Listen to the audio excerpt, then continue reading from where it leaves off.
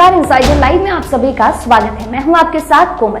प्रधानमंत्री नरेंद्र मोदी की कैबिनेट का विस्तार हो गया। मोदी कैबिनेट में मंत्री पद को लेकर टकटकी लगाए बैठे लोगों की सभी अटकलें समाप्त हो चुकी है। बुधवार 7 जुलाई को कैबिनेट के विस्तार के बाद सब कुछ साफ हो गया है। केंद्रीय कैबिनेट के विस्तार में बिहार के लोग बहुत कुछ मिलने की उम्मीद लगाए बैठे थे, लेकिन बिहार से केवल 2 नए मंत्री बनाए गए। रामविलास पासवान के निधन के कारण एक पद की जो भागीदारी कम हो गई थी वह बहाल हो गई।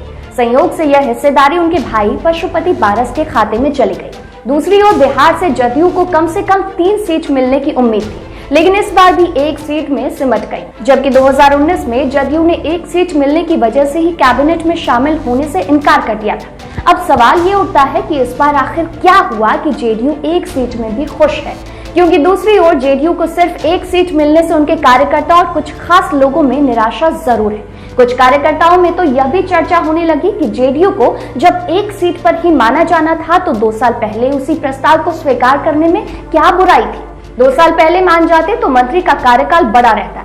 वहीं आपको बताएं, जेडीयू से ललन सिंह, चंदेश्वर प्रसाद, चंद्रवंशी समेत अन्य नाम केवल चर्चा में रह गए। ललन सिंह के नाम को लेकर भी खूब चर्चा थी, लेकिन मंत्रिमंडल में सिर्फ आरसीपी सिंह को जगह मिलने पर कई सवाल खड़े हो रहे हैं। एक तरफ जहां इसको लेकर राजनीति तेज हो गई है, तो दूसरी ओर मोदी कैबिनेट में इस्पात मंत्री बने आरसीपी सिंह सफाई देने में लगे। आरसीपी सिंह ने कहा कि प्रधानमंत्री नरेंद्र मोदी की दरिया दिली से वह केंद्र में मंत्री बने हैं। खुद बीजेपी के पास बहुमत से ज्यादा सांसद है, लेकिन यह पीएम मोदी की उदारता है कि उन्हें मंत्री बनाया गया है। ललन सिंह के मंत्रिमंडल में शामिल नहीं होने पर उन्होंने कह दिया कि ललन बाबू और मुझ में कोई फर्क नहीं है, दोनों एक ही हैं, हम लोग साथ हैं, मजबूती से रहेंगे। उन्होंने आगे कहा, अब केंद्र में भी हमारी हिस्सेदारी होगी, इससे केंद्र में और प्रदेश में भी मजबूती से सरकार चलेगी। हम लोगों का लक्ष्य है कि राष्ट्र और राज्य मजबूत हो।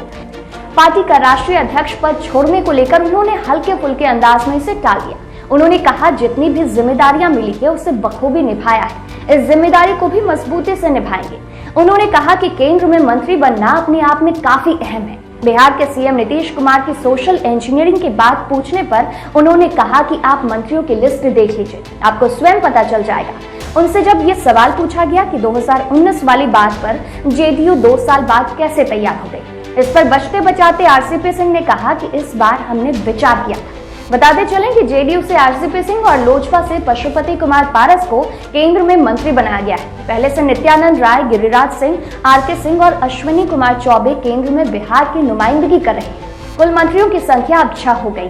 तो वीडियो में फिलहाल इतना ही। आप बने रहिए इनसाइडर लाइव के साथ। ये वीडियो अगर आप फेसबुक पर देख रहे हैं तो पेज को लाइक फॉलो कर लें, और यूट्यूब पर देख रहे हैं तो हमारे चैनल को सब्सक्राइब कर लें।